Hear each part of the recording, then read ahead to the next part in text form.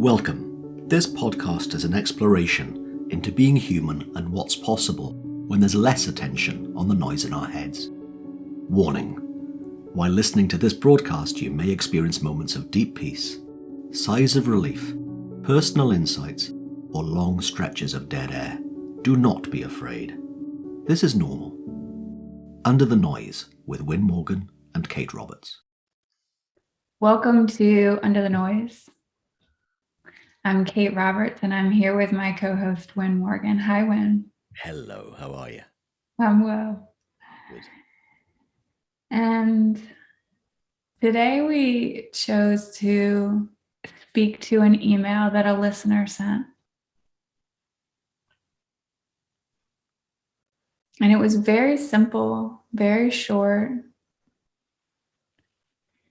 And the listener said that they had just read Elsie Spittle's book. And in that they heard, "I'm perfect." And yet, for the majority of their life, they saw themselves as flawed and a project. And Wyn and I thought that we would speak to that today and what we have seen for ourselves and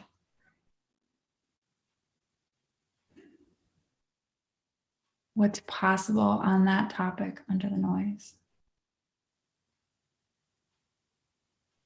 What comes up for you, Wyn, when you hear that?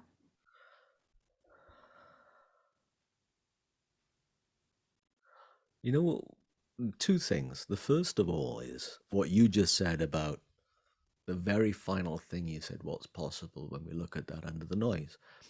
And to me, I had to see that the noise was my idea that I was a project, that I needed fixing, that there was something inherently flawed with me. And underneath the noise is the truth of perfection. And I mean perfectly human, as opposed to a perfect. Someone who never makes mistakes, someone who never gets cross, someone who never does anything that they would in the future, with a bit of hindsight, wish they'd have done a little bit differently, because that's not in the realm of being human, in my experience of talking with people and looking at my own life. And what I loved about that email when we both received it,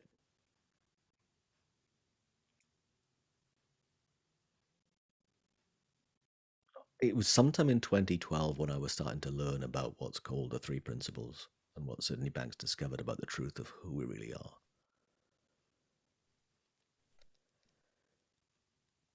That I didn't get that bit of it. I was still thinking I was learning stuff about me that was a reframe, that was I would ignore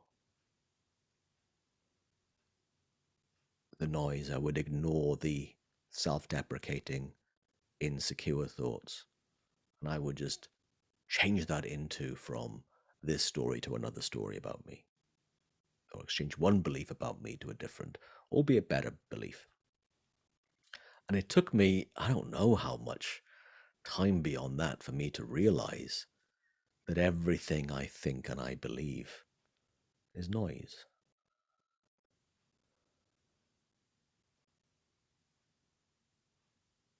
And I then got very interested in the truth of who I am before I think of who I am. What I'm made of before I think of the identity I have about myself. My essence. And it still astonishes me how blinkered I was, and still am very frequently, as in every hour.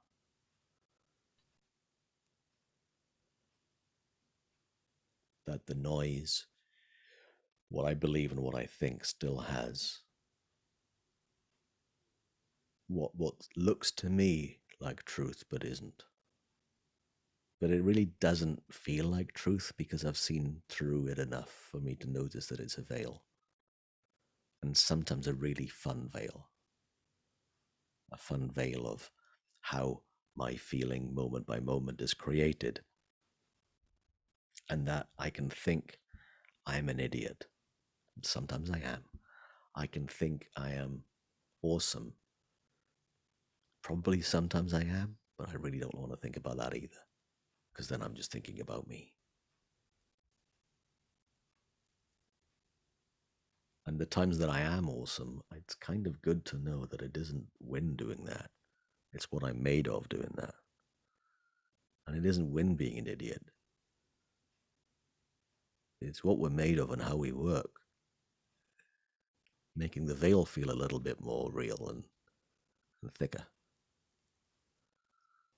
And I'll get hoodwinked by thought appearing real and me forgetting what I really am made of constantly.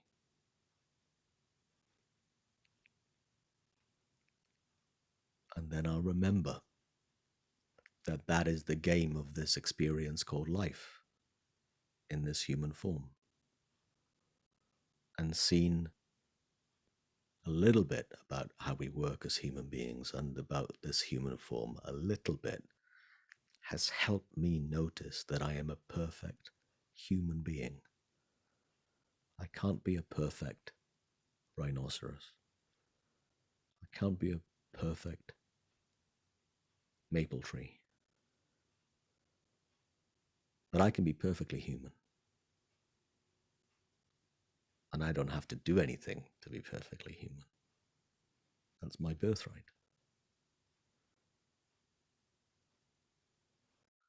So that's what initially comes to mind when you ask me that question. You put me on the spot, so guess what's going to happen next? Your turn, Kate. Um, I would say the first thing in reading that email is that the listener didn't say that Elsie said I'm perfect. The listener said, I heard I'm perfect.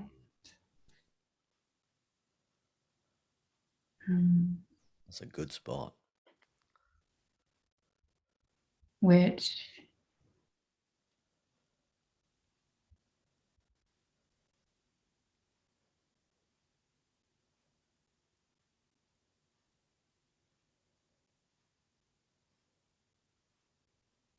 I think is incredible because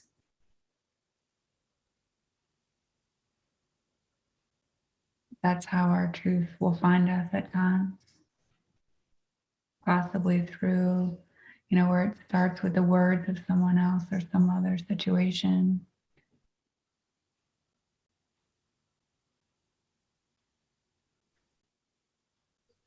But truth will find us always. And that was not only our listeners' truth,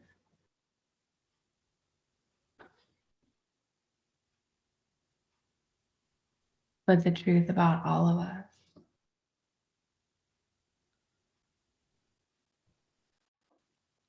Coming through.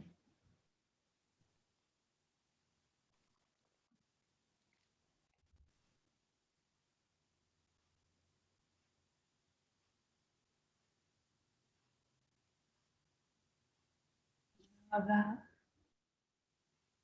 I love that the listener seemed to have caught on to that. Yeah. Yeah. Possibly without them even realizing that. Maybe.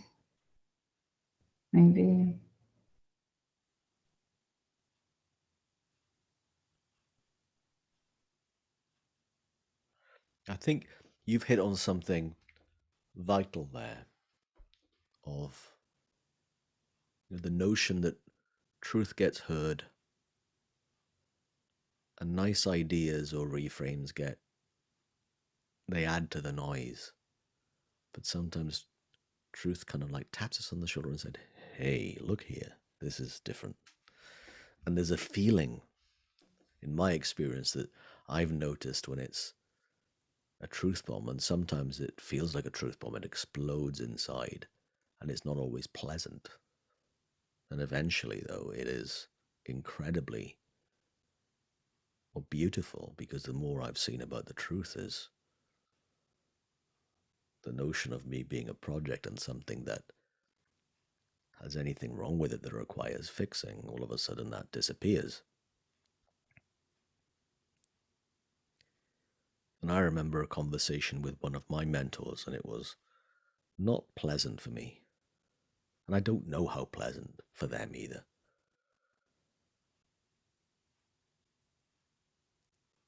And I kept coming back, even though I didn't like it. Peculiar. Very peculiar. You'd think that if I didn't like it, I'd stay away. But there was something that kept pulling me back, in spite of myself.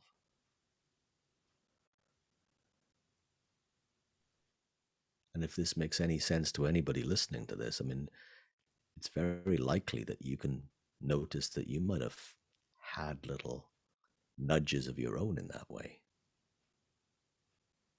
And that can then expand into seeing more and more.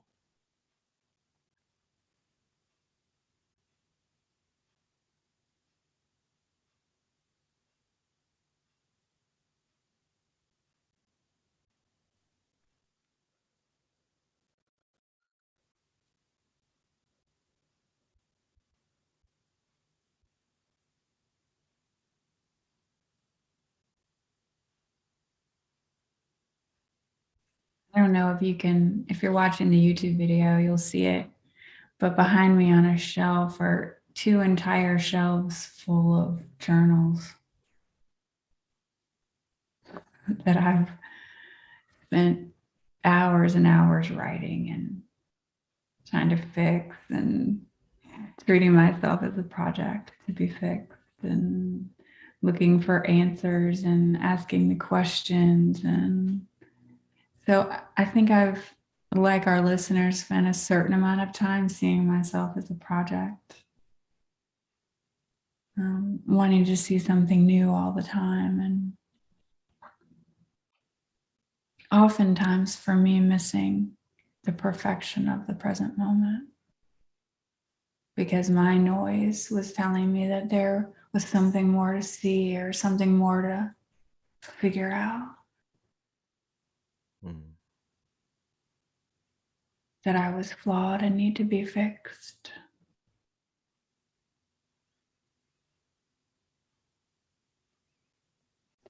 The thing is, too, it did help, especially at times, it really does help for me to write. But what I thought was helping me wasn't actually what was doing it. It was that I would write and write and write and write. All the noise would be on paper. Yeah. Until finally I'd get it all out and settle down. And then something would occur to me. And I thought it was the writing, but it wasn't. It was because I finally just settled down a bit, and my thoughts settled down a bit. But of course, my intellect is like, "Ooh, it's because you're writing." So that's my process, right? That's how to find that feeling again. I thought it was in the writing. I thought, oh, there's something to figure out right now. I better write.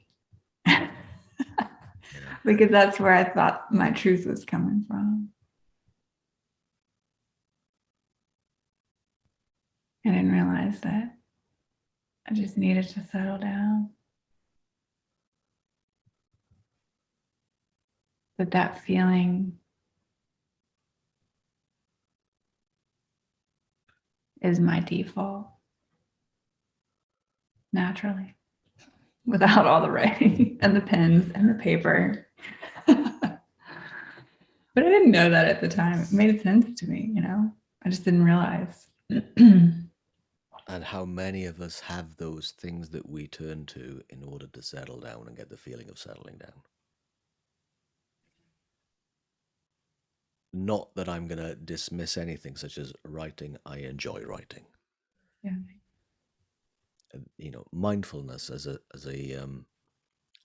practice, nothing inherently wrong with it. TFT, tapping, um, meditating, they're all lovely. Yet, the aim of any of those is to revert to our, you said, default state, our natural default state, when we are not doing the stirring up in our heads or attaching meaning, innocent meaning, to the noise in our heads. All of a sudden, we settle down.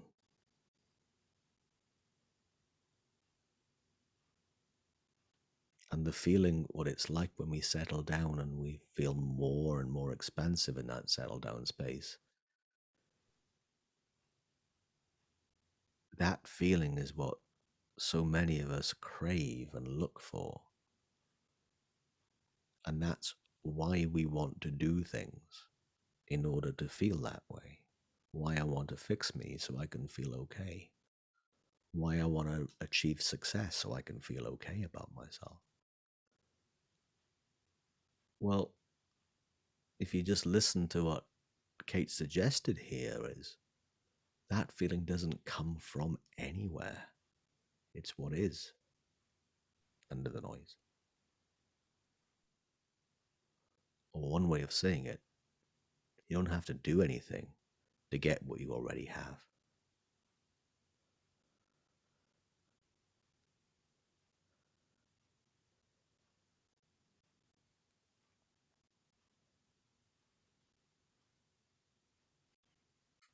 And the wonderful thing that I think in the style of what you and I have been creating together over this last 46, 47 episodes, whatever it is now,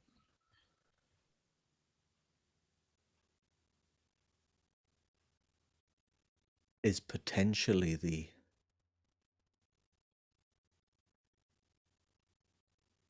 invitation to look under the noise for anyone listening.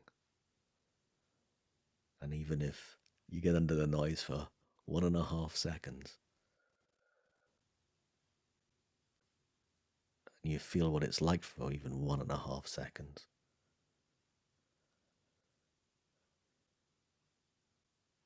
there's a potential different path for life from then, having noticed what is possible when we settle down without having to do anything to settle down.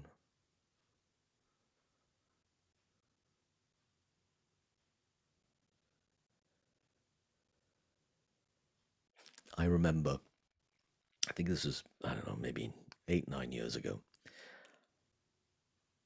I put out a survey and I asked people what feeling would they want more of in their life and what feeling would they want less of in their life. And I think I wrote down about 12, and then they could add their own as well to each of those feelings of what they'd like more of and what they'd like less of. And it was interesting because the answer that was more popular and what they want more of wasn't what I expected. Peace of mind was what came back overwhelmingly from, I don't know, 40 odd people. That was the most common answer by far.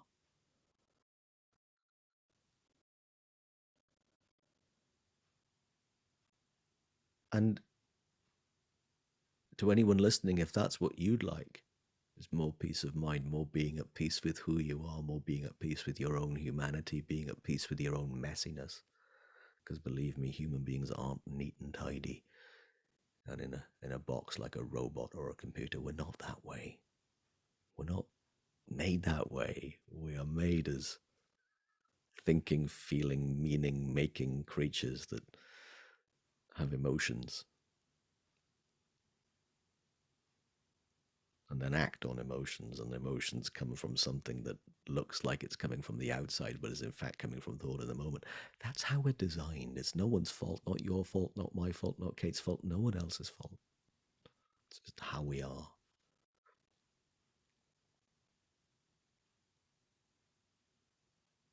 And if you get a sense of that peace of mind in listening, then that's what, Kate, you were talking about right now, the little nudge of, as our listener said, I heard,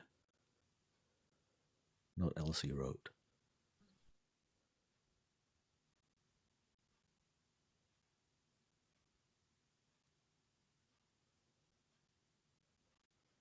I think it's a nice thing to remember.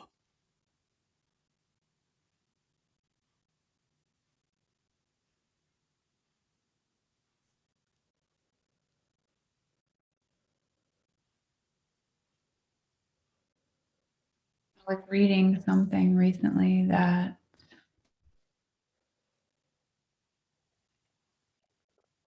I had actually already read, but for some reason,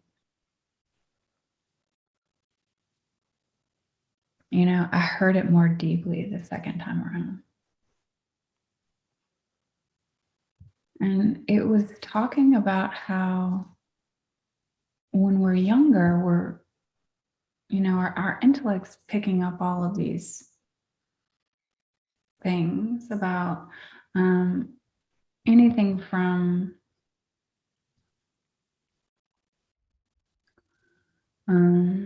learning how to read to, learning how to walk, all the things that we pick up and bring in,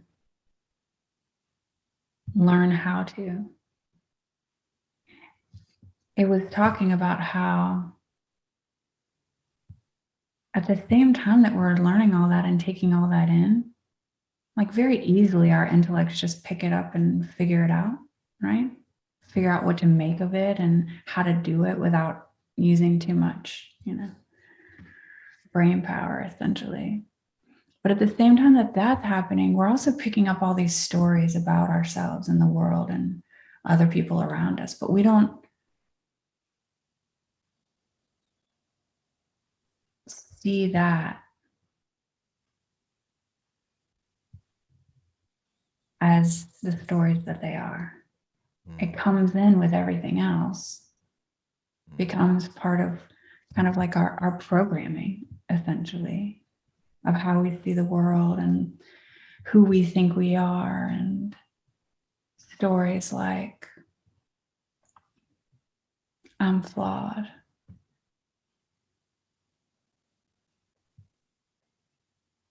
That doesn't feel like, oh, this is just stuff I've picked up along the way. It feels like truth, like this is how we walk. This is how to read. We bring it all in the same and make it our reality. And it just becomes part of our story, but we don't see it as a story. It feels like truth. Yeah. As true as anything else that we learned. Yeah.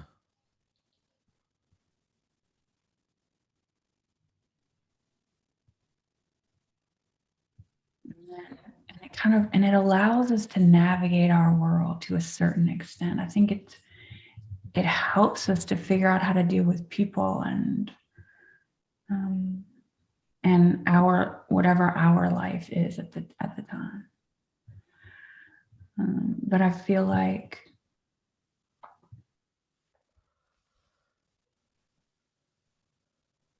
we just don't realize that that's all that it is the stuff we pick up. It doesn't make it any more true than any other story, but it feels true, and we navigate our lives based on feelings like, oh, I'm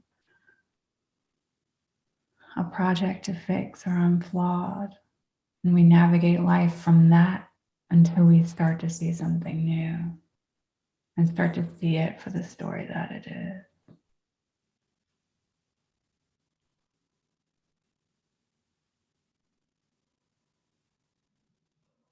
That it's So, Kate, simply programming, that we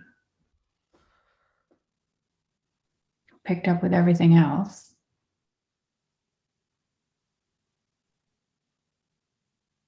now I can relate to that, so I'd love your opinion on this and what you've noticed.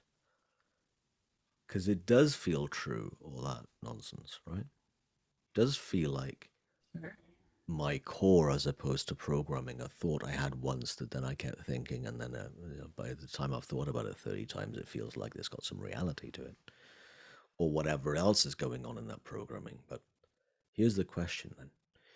Earlier on, you said truth finds the way through.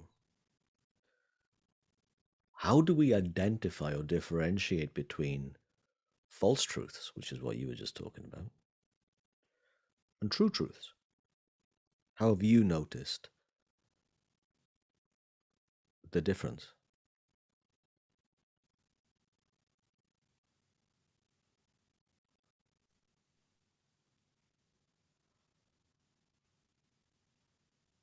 For me,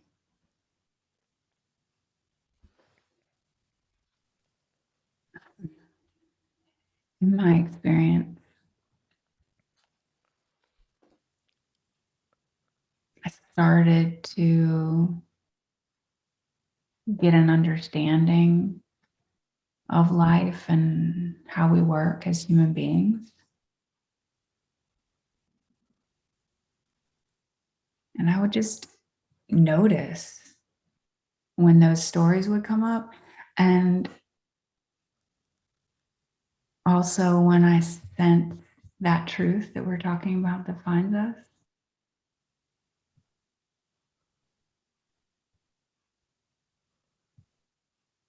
it feels completely different. Yeah. Truth just feels different. And at times it feels so different and so powerful. I just cry. I'm like, oh yeah, that's it. And it's not,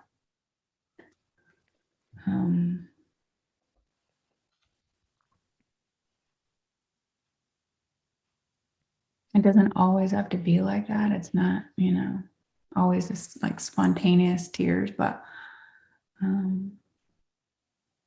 it comes with a feeling of truth. And every single person, no matter what noise we have going on, even if we ignore it completely, we know what truth feels like. We always have. We don't have to follow it, listen to it, make decisions based on it. We don't have to do any of that. We have all that freedom. But every single person knows what truth feels like.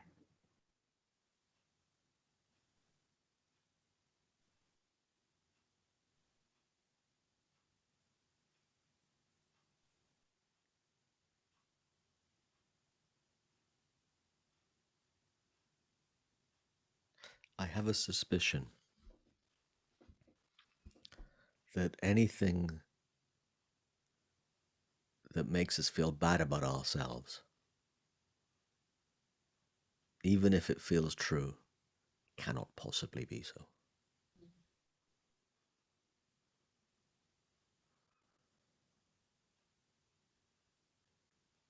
And personally, I just had to take a look at that as objectively as I possibly can, given the fact that objective viewing of oneself isn't the easiest thing to do. And just look at human beings and everyone else I was interacting with, and saw their humanity and saw them perfect at the same time. Saw them as not something to fix, even if I didn't like everything that they did. And then compared that to the story I made up about myself, that I thought that at my core, I was the one. I remember writing on a flip chart with actually someone who listens to this. And at the beginning of our 3 days together, her and I working one to one,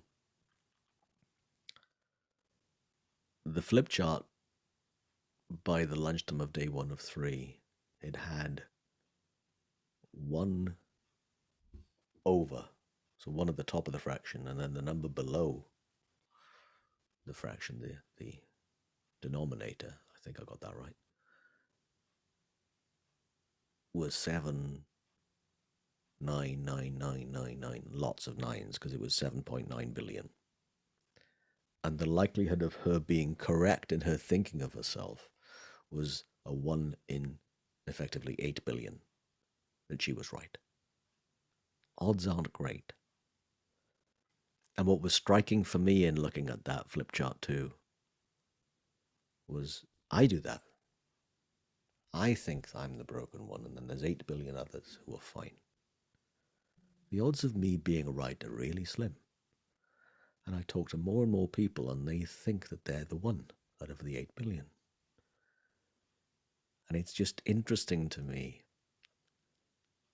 that there's clearly nothing in that that's true, other than the fact that we think we're different. And it's not uncommon for some of us to think that we're a project, and some of us to think that there's something to fix. But objectively and rationally, it just doesn't stack up. And at the same time, the feeling of the calmness of the truth of who I am, and the feeling that can sometimes bring such a relief to me in the way that you were describing a few minutes ago, it's totally different from the feeling of insecurity. Totally different from the feeling that I need to be fixed. Both can feel like they are true, and yet, given the noise that one of them has, it's the one to get more and more suspicious of. In my experience, that's what helped me, certainly in the last decade, start to see a little bit.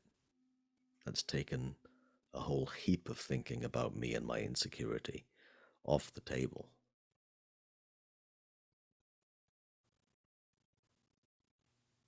Been huge for me.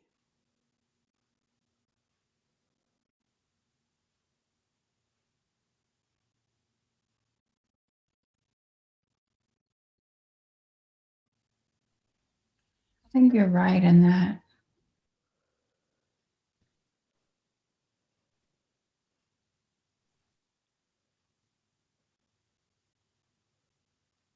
But if it feels bad, it's not the truth that we're talking about. Hmm.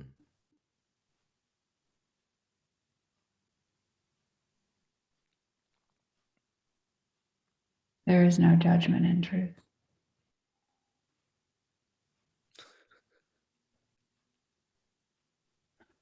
Yeah, that's it said simpler. That's it. There is no judgment in truth. There can't be, can there?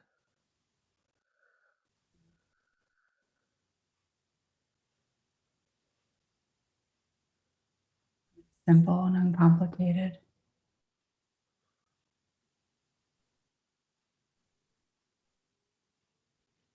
And the intellect has no idea what to do with it.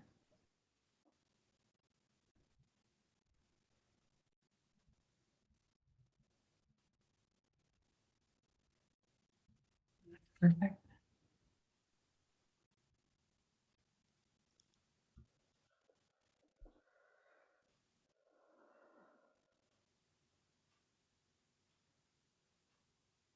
Well, that was a nice holiday style bow to put on this episode, Kate.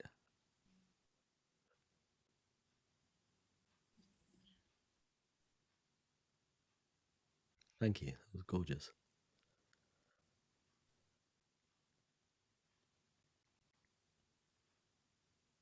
And thanks to you for listening. You've been listening to Under the Noise with me, Wyn Morgan, and my co-host, Kate Roberts. If you've got any questions or topics that you'd like us to explore in the same way as we've just done, then please get in touch with us. Our verbal contact details are coming at the end, and also you can find them in the information that goes along with wherever you've either heard this podcast or seen it on YouTube. Have a great week, everyone. Goodbye. Thanks for joining us.